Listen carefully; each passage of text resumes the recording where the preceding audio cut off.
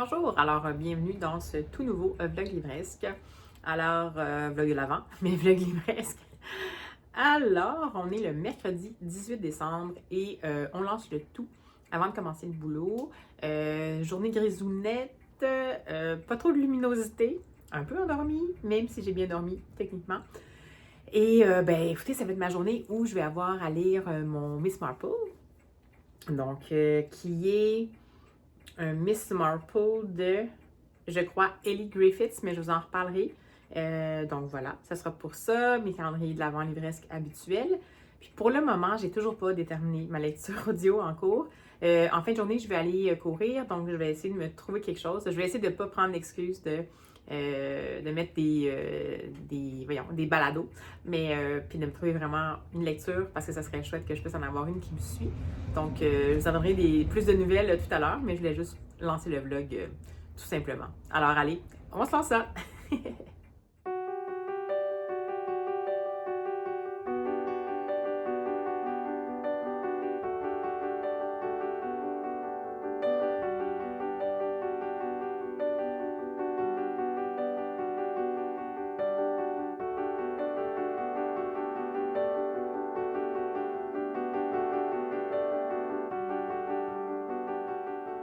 Et bonjour, alors me voici de retour pendant la pause midi, accompagnée de mon chat ici, qui je voulais m'asseoir de ce côté-là, mais j'ai pas particulièrement eu le choix quand je suis arrivée. J'ai comme compris qu'il fallait que je prenne le coin un petit peu à l'étroit parce que les cas n'étaient pas en mode collaboration. Donc, écoutez, j'ai terminé de lire ma nouvelle du jour, donc c'est à cause de mon chat. Ma nouvelle du jour du fameux recueil Marple 12 New Stories. Et en effet, aujourd'hui, la nouvelle du jour, c'était une nouvelle de Ellie Griffiths et qui s'intitulait Murder at the Villa Rossa. Donc, ça se passe en Italie. Et c'est une nouvelle particulière. Je ne sais pas trop ce que j'en ai pensé. C'est une nouvelle qui est encore une fois construite comme un roman, donc avec différentes parties. Vraiment une évolution. C'est pas si long, mais c'est la deuxième de suite que c'est vraiment construit comme si c'était une histoire au long cours. Donc, c'est intéressant quand même parce que, je sais pas, c'est vraiment un défi parce qu'on arrive à planter le décor, présenter les personnages, mettre de l'intériorité dans le personnage principal, donc le narrateur qu'on suit, et donner l'impression au lecteur que ça va vraiment être un roman complet et tout. Et j'aime bien cette aisance-là des plumes qui peuvent... Ça doit être, j'imagine, des plumes qui sont plus à l'aise avec le style de short story pour se sentir aussi capable de jongler avec tout ce qu'il y a à mettre en si peu de pages, mais qu'on n'a pas l'impression que le lecteur se sente bousculé. C'est une histoire où Miss Marple est là, mais disons qu'elle a un rôle de figuration. Donc, c'est une histoire qui m'a fait penser à certains Agatha Christie où c'était ni Miss Marple ni Hercule Poirot qui étaient là. Ou en tout cas, il y en a quelques-unes même dans des short stories aussi que c'est comme ça. Parce que vraiment, on va suivre le narrateur, qui est quelqu'un qui se dirige vers la Villa Rossa. On ne sait pas trop exactement c'est quoi son contexte, mais ce qu'on sait, ce qu'il nous dit dès le départ, c'est qu'il s'en va là parce qu'il faut absolument qu'il tue Ricky. Donc, ambiance. Ça, ça nous met dans le contexte tout de suite. Et il va arriver à la Villa Rossa et il va avoir avec lui plusieurs personnes particulières avec des caractéristiques bien Agatha Christiesques dans le genre un peu quand c'est des romans qui se passent à l'étranger, dans un hôtel, avec différents types d'archétypes qui sont présents et tout. Et il va avoir aussi Miss Marple. Et là, plus ça va aller, puis plus le narrateur va se rendre compte que, bon, les gens viennent se confier à lui, puis ils ont toutes des histoires vraiment singulières, à la limite inquiétantes, des ressemblances vraiment particulières qui évoquent presque Barbe Bleue, des gens qui pensent voir, mais que c'est pas trop certain. Et il va même avoir certains malaises physiques. Donc, à chaque fois qu'il pense qu'il va se passer quelque chose, à un moment donné, il y a quelqu'un qui crie out of nowhere. Là, il est sûr qu'il y a quelqu'un qui s'est fait tuer, puis il arrive là. Puis quand il se réveille, ça a l'air que tout est correct. Donc, c'est particulier parce que plus ça va, plus on a l'impression que le personnage principal perd complètement pied. Son ancrage dans la réalité s'est terminé. Et il va y avoir un dénouement. Donc, je n'en parlerai pas parce qu'évidemment, c'est vraiment ça, c'est le côté un peu structure de nouvelle, donc vraiment un dénouement qui va changer notre perception de tout. Au début, c'est un dénouement en 2 temps. Fait que si jamais vous la lisez cette nouvelle-là, inquiétez-vous pas. Il y a une partie de dénouement que j'ai faite. Non. C'est vraiment quelque chose qu'on n'a pas nécessairement envie qu'il soit utilisé comme solution de dénouement habituellement. J'en dis pas plus. Mais par la suite, c'est un peu plus approfondi. Et là, ça va. On dirait que ça le fait. Mais le dénouement, c'est pas mon préféré. J'ai trouvé ça un peu facile. Par contre, j'ai vraiment beaucoup aimé comment, justement, l'histoire a été amenée, le narrateur, puis il y a plein de choses. C'est comme là, j'ai dit narrateur, mais même ça prend quelques pages avant qu'on sache est-ce que c'est un narrateur féminin, masculin. On n'est pas trop sûr exactement de qui c'est. Il évoque le fait qu'il y a une femme avec des enfants, mais ça veut rien dire. Là. Je sais pas, ça ne va pas nous aider à déterminer de quel genre il est. Et puis, plus ça va, puis plus, ben, ça reste quand même que ce qui pèse en haut du lecteur, c'est le fait qu'on sait qu'il s'en va là pour tuer quelqu'un. Mais là, plus ça va, puis plus on se dit, OK, mais cette personne-là, c'est qui, puis elle est où? Puis évidemment, c'est là que tranquillement, plus on va en apprendre sur le personnage principal, puis plus on va comprendre un peu mieux qu'est-ce qui se passe. Mais encore là, on n'aura jamais toute l'information jusqu'au dénouement. Donc, il y a vraiment un bel effort, nous, de la construction de la trame. C'est pour ça, en fait, moi, que la fin m'a un peu déçue dans le sens où il y a vraiment un souci particulier. La narration est soignée. Il y a des petites stratégies narratives qui font que le lecteur est vraiment pris dans tout ça. Puis bon, même si j'ai une petite déception aussi que Miss Marple était moins active, en fait, presque pas active, j'ai quand même... Tu sais, je reconnais quand même le talent et la valeur de qu'est-ce qui a été fait là-dedans. C'est juste, comme je vous dis, pour moi, la fin était comme un petit peu laissée sur ma fin FIM, donc sans jeu de mots. Alors voilà pour ma petite lecture du jour. Sinon, en livre audio, je ne sais pas quoi faire. Dans ma pile du Cold Winter Challenge, j'ai un livre qui s'appelle The Historians de... Je me souviens plus c'est quoi le prénom. Mais il me semble que c'est Eckart, c'est une autrice suédoise, je pense. D'ailleurs, ça se passe ensuite dans la Seconde Guerre mondiale. Puis si je me souviens bien, c'est un roman comme d'espionnage. Puis c'est des historiennes, en fait, qui vont finir par enquêter sur... C'est des disparitions ou des agressions, je me souviens pas, qui se passent pendant la Seconde Guerre mondiale. Donc ça me tentait bien de le lire, mais je sais pas si j'ai envie de le lire maintenant, mais j'arrive pas à me décider sur aucune lecture en ce moment. On dirait que j'ai le goût de lire plein d'affaires, mais là, en même temps, ça serait en livre audio. Puis pour le moment, j'ai pas tant de versions audio des livres que j'aurais vraiment envie de lire. Puis vous pourriez me dire, ben pourquoi tu commences pas en papier? Ben c'est ça que je comptais le faire, mais comme j'ai quand même des déplacements ou comme là, tantôt, je vais aller courir, j'aime toujours ça avoir au moins la version audio pour pas interrompre ma lecture. Parce que moi, en fait, je fais partie des gens qui lisent un livre à la fois. Je suis pas vraiment capable de lire 2 livres à la fois. Je suis capable de lire une lecture audio et, bien, comme vous avez pu le voir, vu que vous me suivez depuis longtemps, mais une lecture audio et, par exemple, un court roman, une BD, un album jeunesse. Ça, je peux multiplier ça, il n'y a pas de problème. Mais il ne faut pas que ce soit un univers trop complexe et aussi très long qui va venir en compétition avec l'univers dans lequel je suis plongée dans ma lecture principale. Donc, j'aimerais beaucoup ça, être capable de morceler, mais je me sens pas... J'ai l'impression que je perds un peu le côté où j'embarque ou pas dans l'histoire si je multiplie les lectures en même temps. Donc, voilà, c'est mes gros questionnements de personnes privilégiées qui se demandent juste qu'est-ce qu'elle a à lire. Et ben voilà. Sinon, ben écoutez, je poursuis ma petite pause, ce qui reste de ma pause midi. Puis ensuite, boulot, ensuite jogging. Et ensuite, on verra pour le restant de la journée. Mais voilà, c'était mon petit coucou. C'est le quatrième.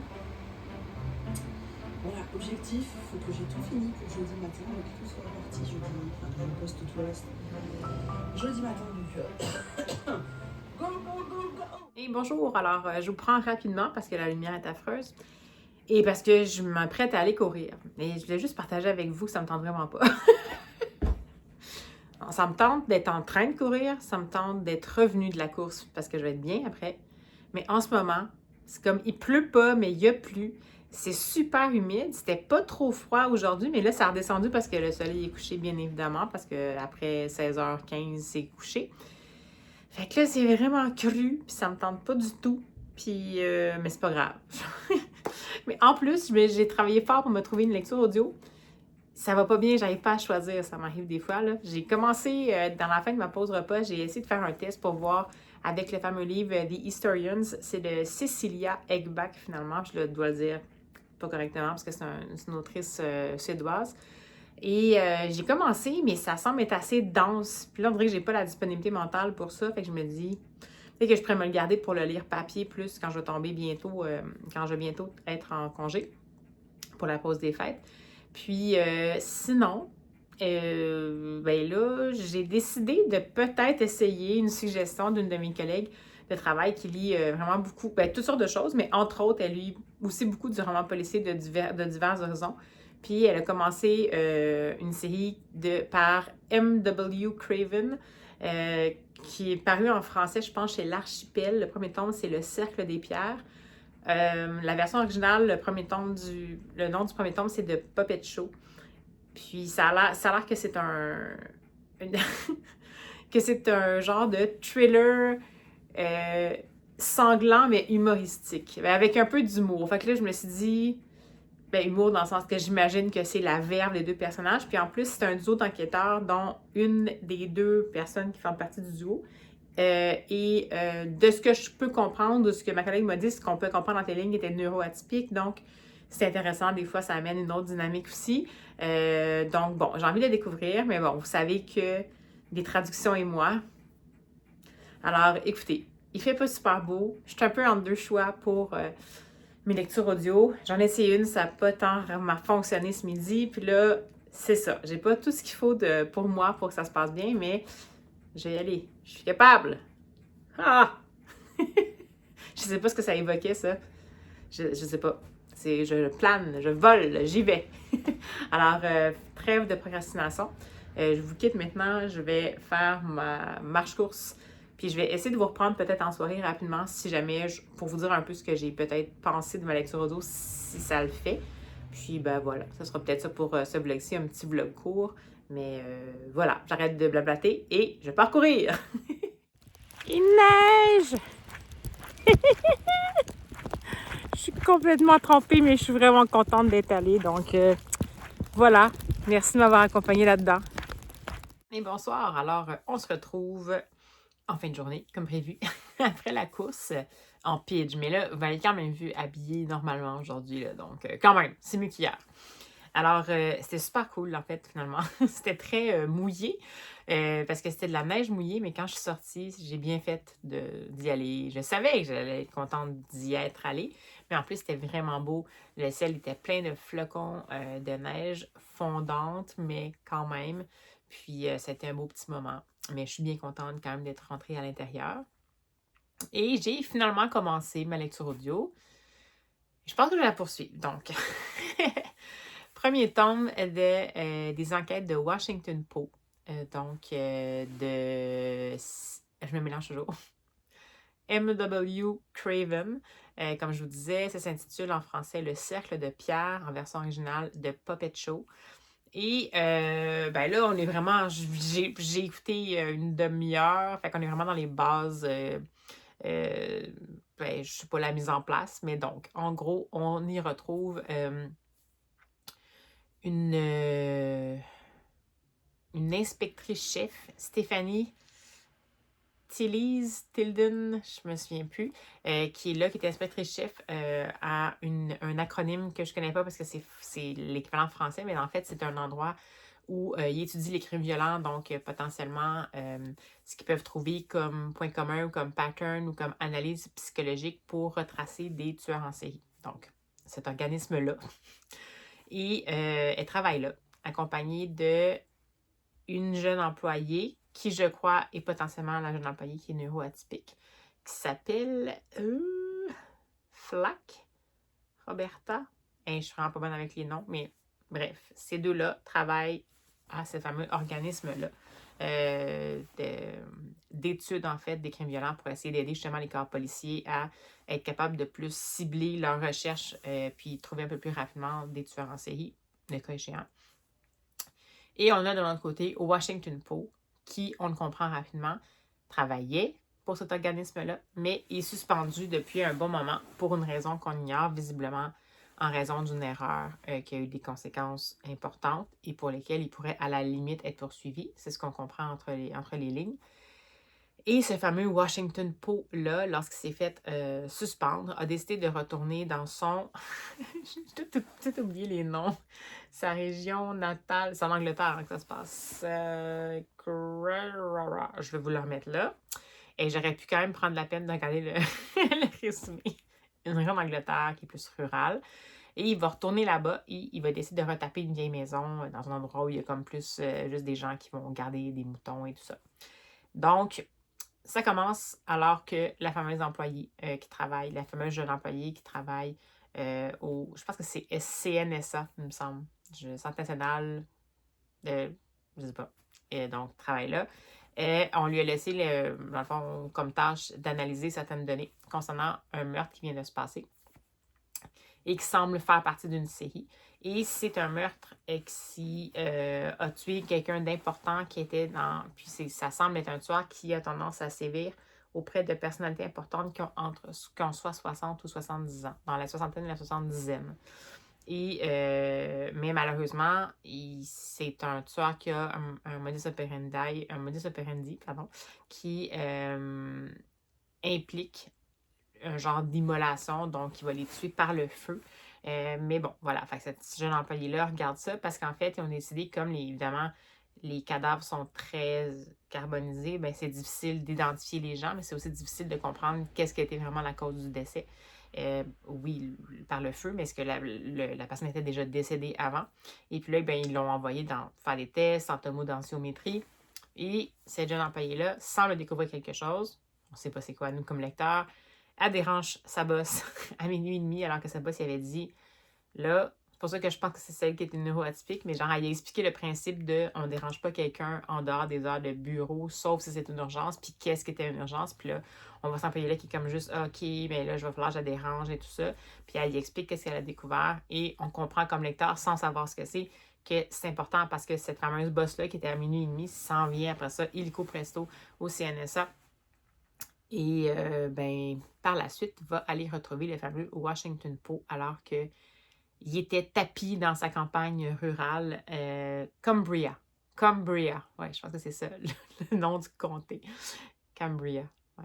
Et bref, elle va finir par le retrouver alors qu'il n'était pas trouvable pour aller le voir pour lui dire, écoute, j'ai besoin, ben en fait, nos boss communs ont décidé que ta suspension était terminée, puis ils veulent que tu réintègres l'équipe.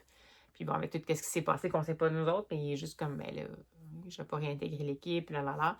Puis elle dit, ben, si tu ne réintègres pas l'équipe, voici une lettre officielle qu'il faut que tu me signes. Puis c'est une lettre, en fait, qui signale que tu es une personne en danger en raison de certaines choses, ce qui se passe à ce moment-là, et que tu acceptes certaines mesures de protection qui vont être mises en place. Donc là, ben, il finit par décider de réintégrer la police pour avoir accès aux informations potentiellement qui le concernent. Et on se rend compte que, visiblement, la personne qui commet les meurtres en série semble l'avoir impliqué dans tout ça et que oui, il est en danger. C'est tout ce que je sais jusqu'à maintenant. Donc, écoutez, ça n'a pas l'air de réinventer la roue. Ça a l'air de se baser quand même sur, jusqu'à maintenant, des codes assez classiques. Bon, il y a toujours un policier un peu rogue là, qui est parti, qui a fait quelque chose de pas tout à fait correct. Puis ça, j'imagine que c'est quelqu'un qui respecte plus ou moins les règles, peut-être hiérarchiques ou administratives. Et quelqu'un qui se fait rappeler justement en service. Mais par contre, ce qui a l'air de sortir du lot, comme je vous dis, c'est la fameuse jeune employée qui est peut-être neuroatypique. Puis je sens qu'elle va amener une petite dimension qui est vraiment différente, justement, dans cette enquête-là. Si on est dans une enquête qui semble un peu typique de tueurs en série, quelque chose de bien morbide, mais jusqu'à maintenant, l'entrée en matière de ce roman-là, c'est une entrée en matière morbide, mais elle ne dure pas très longtemps. Donc, j'imagine que si on fait des sauts justement dans le point de vue de la personne qui commet les meurtres, ça sera des sauts qui sont courts. Si ça demeure à ce niveau-là, ça devrait aller. Puis j'imagine que le fameux humour qu'on va retrouver, ça va être par la bouche de Washington Post qui a l'air d'en avoir long à dire. Donc, ben voilà, ça me plaît bien.